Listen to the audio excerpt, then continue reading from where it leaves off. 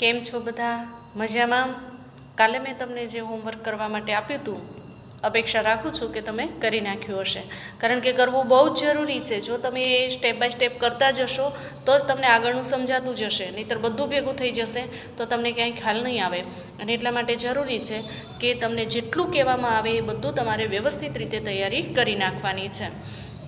તો કાલે આપણે વ્યક્તિ ખાતાના નિયમ વિશે ચર્ચા કરી હતી અને આપણે તમને એ બધું વર્ગીકરણ છે કે એ બધું તમને મોઢે કરવા માટે પણ કીધું હતું. તો હજી પણ કોઈએ ન કર્યું હોય તો કરી નાખજો, નહીંતર બધું જ એકસાથે તમને ગડબડ ગોટાળા થઈ જશે, નહીં ફાવે.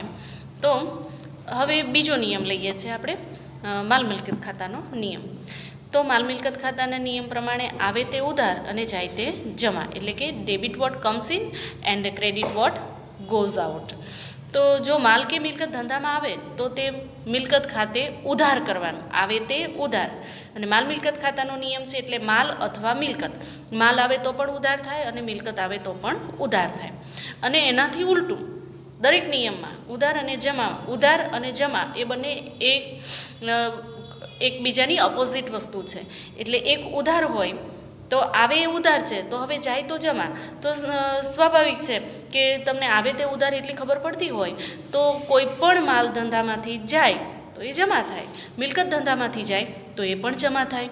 એટલે જે કાંઈ પણ વસ્તુ માલ મિલકત ધંધામાં આવે તો તે ઉધાર, અને ધંધામાંથી જાય તો તેના ખાતે જમા. માલ જાય તો માલ ખાતે જમા, અને માલના બધાય નામ છે, ખરીદ ખાતું, વેચાણ ખાતું, ખરીદ પરત ખાતું, વેચાણ પરત ખાતું, એવી રીતે જુદા જુદા નામ આપેલા છે. બરાબર? તો એ નામ લખવાનું. મિલકત હોય તો મિલકતનું નામ લખવાનું. અહીંયા માલ મિલકત એવું નહીં લખીએ આપણે, માલ ખાતે ઉધાર, માલ ખાતે જમા એમ નહીં લખીએ, જે તે માલનું નામ લખીશું. દાખલા તરીકે ખરીદ ખાતું હોય તો માલ જાય છે તો તેવા સંજોગોમાં ખરીદ ખાતું હોય તો માલ આપણી પાસે આવશે, ખરીદી કરીએ છીએ તો માલ આપણી પાસે આવે છે તો આવે તે ઉધાર, પણ ખાતું કયું થશે? ખરીદ ખાતું ઉધાર. માલનું વેચાણ કરીએ છીએ તો માલ આપણી પાસેથી જાય છે પણ વ્યવહાર શાનો છે? વેચાણનો. તો લખીશું શું? તે વેચાણ ખાતે. હવે અહીંયા એક વસ્તુ ખાસ યાદ રાખજો, અહીંયા તે શબ્દનો અર્થ થાય છે જમા. એટલે તે વેચાણ ખાતે લખો એટલે પાછળ જમા લખવાનું રહેતું નથી, તેનો અર્થ જ જમા થાય છે, પણ એ આગળ લખવાનું. તે છે ને એ શબ્દ તમારે આગળ લખવાનો, વેચાણ ખાતે તે એવું નહીં લખવાનું. બરાબર? એક વસ્તુ એક ખાસ નોંધમાં રાખજો. તો આવી રીતે જેમ માલનું એક્ઝામ્પલ્સ આપણે લીધું એવી રીતે આપણે મિલકતનું ઉદાહરણ લઈ શકીએ. દાખલા તરીકે કોઈપણ પ્રકારની મિલકત હોય, ફર્નિચર હોય, યંત્ર હોય, તો આપણે ખરીદી કરીએ છીએ ત્યારે યંત્ર કે ફર્નિચર આપણી પાસે આવે છે તો ફર્નિચર ખાતે ઉધાર, યંત્ર ખાતે ઉધાર એમ લખી શકાય. પણ જો મિલકત આપણે વેચીએ છીએ તો આપણા ધંધામાંથી જાય છે તો મિલકત જાય, ફર્નિચર જાય, કોઈ પણ પછી એમાં ફર્નિચર હોય, યંત્ર હોય, પ્લાન્ટ્સ હોય, કોઈ પણ વસ્તુ હોય તો જે તે નામ લખવાનું. પ્લાન્ટ ખાતે, તે પ્લાન્ટ ખાતે, તે ફર્નિચર ખાતે, તે મકાન ખાતે, તે યંત્ર ખાતે. બરાબર? આટલે સુધી બધાને ક્લિયર થઈ ગયું? તો માલ મિલકત ખાતાનો નિયમ કોને કહેવાય? આવે તે ઉધાર, જાય તે જમા. Debit what's come in and credit what's goes out. આ વસ્તુ ખાસ બધાએ યાદ રાખવાની છે. હવે તમને તમારી જ બુકની અંદર 8મું ઉદાહરણ આપેલું છે. બરાબર? તો 8મું એક્ઝામ્પલ્સ જે આપેલું છે એમાં માલ છે, જો 20,000નો માલ રોહિણી પાસેથી ખરીદ્યો. માલ ખરીદ્યો છે, પણ ખરીદ્યો તો ખાતું કયું આવશે? ખરીદ ખાતું. હવે જો આપણે એની સમજૂતી લખવાની હોય તો 20,000નો માલ રોહિણી પાસેથી ખરીદ્યો છે એટલે પહેલાં તો બે ખાતા અસ્તિત્વમાં આવશે. તો એક છે રોહિણી અને એક છે ખરીદ. બરાબર? આપણે માલ મિલકતની ચર્ચા કરીએ છીએ એટલે અત્યારે રોહિણીની ચર્ચા નહીં કરીએ, પણ જો એને સમજવું હોય તો રોહિણી પાસેથી ખરીદ્યો એટલે રોહિણી કોણ છે? આપનાર છે. માલ ખરીદ્યો છે એટલે માલ એક માલ મિલકત ખાતામાં આવે. માલ ખરીદી એટલે માલ આપણી પાસે આવે, આવે તે ઉધાર. તો શું થશે? ખરીદ ખાતે ઉધાર, તે રોહિણી ખાતે. બરાબર? તેવી જ રીતે સલમા પાસેથી રોકડેથી ખરીદ્યો. રોકડેથી ખરીદીએ છીએ ત્યારે વ્યક્તિનું નામ આવતું નથી. ભલે અહીંયા સલમાનું નામ આપણને આપેલું છે પણ એનાથી કંઈ ફરક નથી પડતો, કારણ કે આ વ્યવહાર કેવો છે? રોકડ વ્યવહાર છે. તો ખરીદ્યો છે એટલે ખરીદ ખાતું છે, માલ આપણી પાસે આવે છે એટલે ખરીદ ખાતે ઉધાર. રોકડેથી ખરીદ્યો છે એનો અર્થ એ થયો કે માલ આપણી પાસે આવ્યો, આપણે બદલામાં રોકડ ચૂકવી છે. તો રોકડ ધંધામાંથી જાય છે અને રોકડ એ માલ મિલકત ખાતું છે, આપણી મિલકત કહેવાય, પ્રોપર્ટી કહેવાય. એટલે ખરીદ ખાતે ઉધાર, તે રોકડ ખાતે એમ થશે. ત્યાર પછીનું ત્રીજું છે ફર્નિચર રાજેશ પાસેથી ખરીદ્યું. ખરીદ્યું છે એટલે ફર્નિચર ધંધામાં આવે છે. અહીં ખરીદ્યું પણ શું ખરીદ્યું છે? ફર્નિચર એટલે મિલકત છે. એટલે અહીંયા ખરીદ ખાતું નહીં આવે, પણ કયું ખાતું આવશે? ફર્નિચર ખાતું. એટલે ફર્નિચર ખાતે ઉધાર, તે કોની પાસેથી ખરીદ્યું? આપનાર છે રાજેશ, તો તે રાજેશ ખાતે. ચોથું છે યંત્ર રોકડેથી ખરીદ્યું. જો ખરીદ્યું શબ્દ છે, પણ ખરીદ્યું છે શું? માલ નથી ખરીદ્યો, મિલકત ખરીદી છે. અને મિલકત ખરીદી હોય ત્યારે નામ આવશે. એટલે અહીંયા ખરીદ ખાતું નહીં આવે, પણ શું આવશે? યંત્ર ખાતું. યંત્ર ધંધામાં આવે છે એટલે યંત્ર ખાતે ઉધાર. બદલામાં રોકડ આપણી પાસેથી જાય છે, તો રોકડ એ એક મિલકત જ છે આપણી, તો એ ધંધામાંથી જાય છે, જાય તે જમા. તો અહીંયા કયો શબ્દ વાપરીશું? તે રોકડ ખાતે. ત્યાર પછી પાંચમું એક્ઝામ્પલ છે 20,000નો માલ રોહિણીને વેચ્યો. તો રોહિણીને વેચો, અહીંયા માલ છે તો ખાતું કયું થઈ જશે? હવે વેચો છે તો વેચાણ ખાતું. અને માલ વેચો છે એનો મતલબ ધંધામાંથી જાય છે, તો ખાતું અસ્તિત્વમાં આવશે વેચાણ ખાતું. તે ધંધામાંથી જાય છે એટલે વેચાણ ખાતે જમા થશે. તો લેનાર કોણ છે? રોહિણી. રોહિણી એક વ્યક્તિ છે. વ્યક્તિ નિયમ પ્રમાણે લેનાર ખાતે ઉધાર, એટલે રોહિણી ખાતે ઉધાર, તે વેચાણ ખાતે. ત્યાર પછી સલમાને રોકડેથી માલ વેચ્યો. હવે સલમાને આપણે રોકડેથી માલ વેચ્યો છે, માલ આપણી પાસેથી જાય છે, લેનાર સલમા છે, પણ વ્યવહાર રોકડનો છે, એટલે અહીંયા સલમાનું નામ મેટર કરતું નથી. અહીંયા કયો વ્યવહાર છે? રોકડ. માલ વેચ્યો છે તો રોકડ સ્વાભાવિક રીતે આપણી પાસે આવે જ છે. રોકડ આવે છે તો રોકડ ખાતે ઉધાર. માલ જાય છે અને નામ શું આપીશું? તે વેચાણ ખાતે. ત્યાર પછી સાતમો વ્યવહાર છે જૂનું ફર્નિચર રાજેશને વેચ્યું. હવે જૂનું હોય કે નવું હોય એનાથી કંઈ ફરક પડતો નથી. રાજેશને ફર્નિચર વેચ્યું છે એટલે રાજેશ એ વ્યક્તિ છે અને ફર્નિચર એ મિલકત છે, એટલે બે ખાતા અસ્તિત્વમાં આવ્યા.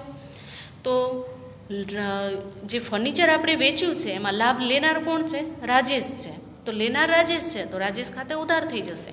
બદલામાં આપણી પાસેથી મિલકત જાય છે, માલ મિલકતના નિયમ પ્રમાણે જાય તે જમા. તો આપણી પાસેથી શું જાય છે?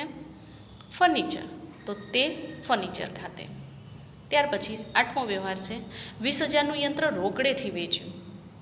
હવે રોકડેથી વેચ્યું છે તો રોકડ આપણી પાસે આવશે અને રોકડ ખાતું એ માલ મિલકત ખાતું છે, એટલે રોકડ આવે જ છે તો માલ મિલકતના નિયમ પ્રમાણે રોકડ ખાતે ઉધાર. તે શું વેચ્યું આપણે? યંત્ર. તો યંત્ર ધંધામાંથી જાય છે તો તે યંત્ર ખાતે. તો તમને બધાને ખ્યાલ આવી ગયો? અહીંયા માલ મિલકતના નિયમ પ્રમાણે જો આપણે સાથે સાથે વ્યક્તિને પણ સાથે લીધી છે, બરાબર. બાકી માત્ર માલ મિલકતના નિયમ પ્રમાણે આપણે જોઈએ તો માલ આવ્યો અને ગયો, મિલકત આવી અને મિલકત ગઈ, એટલા જ એક્ઝામ્પલ્સ આપણને આપેલા છે. પણ આગળનો વ્યક્તિના ખાતાનો જે નિયમ છે એ રિપીટ થાય એટલા માટે આપણે બે વસ્તુને સમજવાનો પ્રયત્ન કર્યો છે. તો દરેક જણે આ દરેક વસ્તુ બહુ જ વ્યવસ્થિત રીતે સમજવાનો પ્રયત્ન કરજો.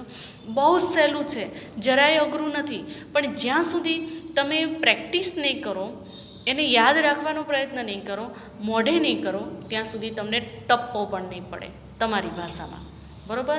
એટલે દરેક જણ વ્યવસ્થિત રીતે તૈયારી કરજો. તો હવે પછીનો નિયમ છે ઉપજ ખર્ચ ખાતું, આપણો ત્રીજો નિયમ. તો ઉપજ ખર્ચ ખાતાનો નિયમ છે ખર્ચ કે નુકસાન થાય તો ઉધાર કરવાનું અને ઉપજ કે લાભ થાય તો જમા કરવાની, બરાબર. શબ્દ આપણે સાથે લઈએ છીએ. મેં તમને કાલે પણ કીધું હતું કે માલ અને મિલકત, એમાં માલ અને મિલકત એવો પણ શબ્દ નથી વાપરતા, માલ કે મિલકત એવો પણ શબ્દ નથી વાપરતા, વચ્ચે માત્ર એક હાઇફન કરેલું છે. તો અહીંયા માલ મિલકત એવો શબ્દ વાપરવામાં આવે છે, ઉપજ ખર્ચ એમ શબ્દ વાપરવામાં આવે છે. વચ્ચે કે અને અથવા એવો કોઈ શબ્દ આવતો નથી, બંને આપણે શબ્દ સાથે લઈએ છીએ. તો ઉપજ ખર્ચ ખાતાનો જે નિયમ છે એને ખર્ચ કે નુકસાન ખાતે ઉધાર કરવાનું, ઉપજ કે આવક ખાતે જમા કરવાનું. એટલે કે ડેબિટ એક્સપેન્સ એન્ડ લોસ અને ક્રેડિટ ઇન્કમ એન્ડ ગેઇન. તો આમાં ખાસ કરીને ખર્ચા, જે ધંધામાં રોજબરોજના આપણને જે ખર્ચાઓ થતા હોય એના વિશેની નોંધ લખવાની હોય છે. તો એની અંદર જોઈએ તો ઉદાહરણ નંબર 9, પગારના 5,000 ચૂકવ્યા. એનો અર્થ થયો ચૂકવ્યા છે એટલે ધંધા માટે તો ખર્ચ કહેવાશે ને. તો અહીંયા ખર્ચનું નામ લખવાનું છે. કયો ખર્ચ ચૂક્યો છે? પગાર. તો પગાર ખાતે ઉધાર. હવે 5,000 ધંધામાંથી ગયા એટલે રોકડા આપ્યા હશે ને આપણે, કારણ કે અહીંયા ચેક, બેંક એવો શબ્દ તો વાપર્યો નથી. તો એનો અર્થ એ થયો કે આપણે રોકડા આપ્યા છે. અને જો આપણે રોકડા આપ્યા છે તો રોકડ આપણી પાસેથી જાય છે, અને રોકડ એ કયું ખાતું કહેવાય? માલ મિલકતનું. માલ મિલકતના નિયમ પ્રમાણે જાય તે જમા. તો હવે શું થશે? પગાર એ ખર્ચ છે એટલે પગાર ખાતે ઉધાર તે રોકડ ખાતે. બરાબર? અહીંયા ભલે એક જ વસ્તુ લેવાની છે, આપણે બંનેને સાથે લઈને ચાલીએ છીએ એટલે તમને રિવિઝન થતું જાય. બીજું છે ભાડાના ચૂકવ્યા. તો ભાડું એ પણ ધંધાનો ખર્ચ છે, ચૂકવ્યા છે, ખર્ચનું નામ છે ભાડું. તો ખર્ચ ખાતે ઉધાર, પણ અહીંયા કયો ખર્ચ લખવાનો? ભાડા ખાતે. રોકડા ચૂકવ્યા છે તો રોકડ ધંધામાંથી જાય છે, રોકડ એ માલ મિલકત ખાતું છે, માલ મિલકતના નિયમ પ્રમાણે જાય તે જમા. તો હવે શું એની આમ નોંધ થાય? ખર્ચ ખાતે ઉધાર, પણ કયો ખર્ચ? ભાડું. તો હવે આપણે લખીશું ભાડા ખાતે ઉધાર તે રોકડ ખાતે. ત્યાર પછીનું ત્રીજું છે ટેલિફોનનું બિલ ભર્યું. તો ટેલિફોનનું બિલ ભર્યું, એમાં 2000 રૂપિયા આપણે ટેલિફોનનું બિલ ભર્યું છે. બિલ ભર્યું છે તો સ્વાભાવિક છે એક્સપેન્સીસ જ છે, ખર્ચ છે ધંધાનો. તો હવે બિલ ભર્યું છે એટલે ધંધાનો ખર્ચ છે, ખર્ચનું નામ છે ટેલિફોન બિલ. રોકડ ધંધામાંથી જાય છે, રોકડ છે માલ મિલકત ખાતું, અને માલ મિલકતના નિયમ પ્રમાણે જાય તે જમા. રોકડ ધંધામાંથી જાય છે તો રોકડ ખાતું જમા થશે. તો હવે આપણે લખીશું ટેલિફોન બિલ ખાતે ઉધાર તે રોકડ ખાતે.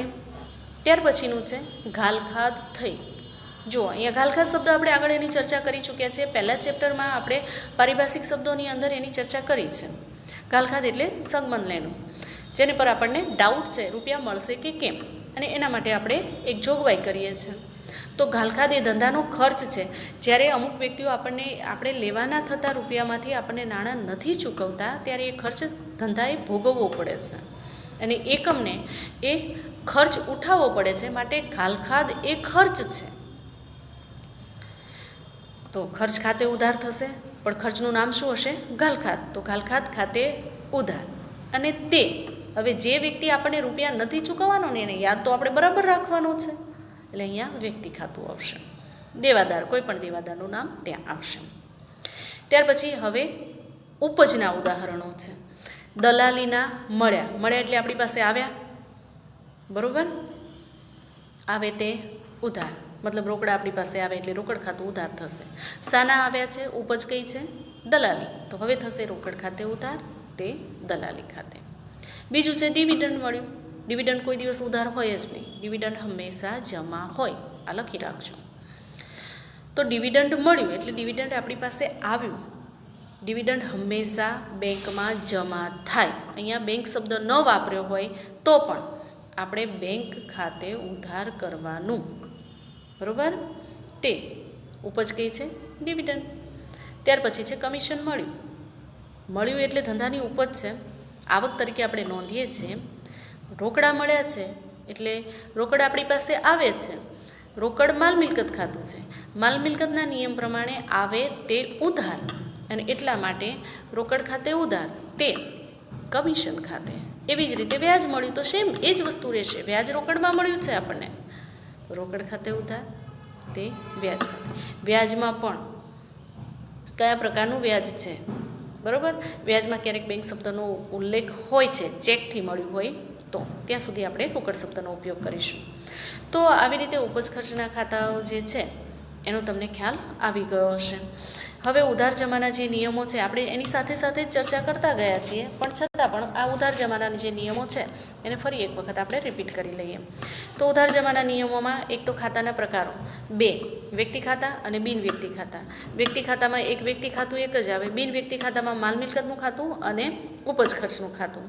હવે એમાં વ્યક્તિ ખાતાનો નિયમ શું થશે? લેનાર ખાતે ઉધાર તે આપનાર ખાતે જમા. માલ મિલકતના નિયમ પ્રમાણે આવે તે ઉધાર, જાય તે જમા. ઉપજ ખર્ચના નિયમ પ્રમાણે ખર્ચ કે નુકસાન ખાતે ઉધાર, ઉપજ કે આવક ખાતે જમા. બરાબર? તો આવી રીતે અલગ અલગ વસ્તુ તમારે યાદ રાખવાની રહેશે. હવે ખાતું ઉધાર જમા કરવાના તબક્કા એટલે કે steps of debit credit account. તો વ્યવહાર આર્થિક છે કે બિન આર્થિક પહેલાં તે નક્કી કરવાનું.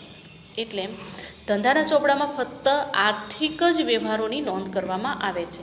બિન આર્થિક વ્યવહારો ધંધાના ચોપડે નોંધવામાં આવતા નથી. વાણિજ્ય વ્યવસ્થામાં તમે આર્થિક વ્યવહાર અને બિન આર્થિક વ્યવહારની ડિટેલમાં ચર્ચા કરી ચૂક્યા છો આર્થિક પ્રવૃત્તિ કોને કહેવાય અને બિનઆર્થિક પ્રવૃત્તિ કોને કહેવાય. એટલે એના પરથી તમને ખ્યાલ આવી ગયો હશે કે આર્થિક વ્યવહાર કોને કહેવાય. તો 2000ના માલનો ઓર્ડર મળ્યો. હવે ઓર્ડર મળ્યો છે, અહીંયા આપણે માલ સામાન આપ્યો પણ નથી અને આપણને બદલામાં કોઈ ગેઇન્સ પણ નથી, અને એટલા માટે ઓર્ડર મળ્યો છે, હજી વ્યવહાર અસ્તિત્વમાં આવ્યો નથી, એટલે આ વ્યવહાર બિનઆર્થિક વ્યવહાર છે. તો એની ધંધામાં ચોપડે અસર આપવામાં આવશે નહીં, એટલે એની કોઈ નોંધ કરવામાં નહીં આવે. હા, એના પછી જ્યારે ઓર્ડર પ્રમાણે માલ મળી જશે, એટલે કે આપણે ઓર્ડર મળ્યો હોય તો આપણે માલ મોકલવાનો હોય, અને જો આપણે ઓર્ડર મૂક્યો છે તો આપણે માલ લેવાનો હોય, પણ ત્યારે હકીકતમાં વ્યવહાર અસ્તિત્વમાં આવે અને એની નોંધ કરવામાં આવે છે. ત્યાર પછી બીજો પોઈન્ટ છે, વ્યવહારમાં સંકળાયેલા બંને ખાતા નક્કી કરો. એટલે દરેક ધંધાકીય વ્યવહાર બેવડી અસર તો ધરાવે જ છે. તો બેવડી અસર એટલે એક અસર ઉધાર થશે અને બીજી જમા થશે. તો કયું ખાતું ઉધાર થશે, કયા ખાતાની અસર ઉધાર થશે અને કયા ખાતાની અસર જમા થશે એ તમારે નક્કી કરવાનું છે, અને તેના આધારે જ બે ખાતા નક્કી થશે. ક્યારેક બે કરતાં વધારે પણ હોઈ શકે, એ આપણે પાછળ આપણા સિલેબસમાં આવે જ છે, ત્યારે આપણે એની ચર્ચા કરીશું. તો આ કોષ્ટકના આધારે આપણને જે આપવામાં આવેલું છે એના આધારે આપણે નક્કી કરી શકીએ કે જે કાંઈ પણ વ્યવહારો છે એને આપણે પહેલાં તો આર્થિક છે કે બિનઆર્થિક તે નક્કી કરવાનું છે, અને ત્યાર પછી કયા બે ખાતા સંકળાયેલા છે વ્યવહારમાં તે નક્કી કરવાનું છે. બરાબર. તો જુઓ, તમને 10મું એક્ઝામ્પલ્સ જે આપેલું છે એમાં નીચેના વ્યવહારો રણછોડના ચોપડે કયા ખાતે ઉધાર થશે ને કયા ખાતે જમા થશે તે જણાવો. બરાબર.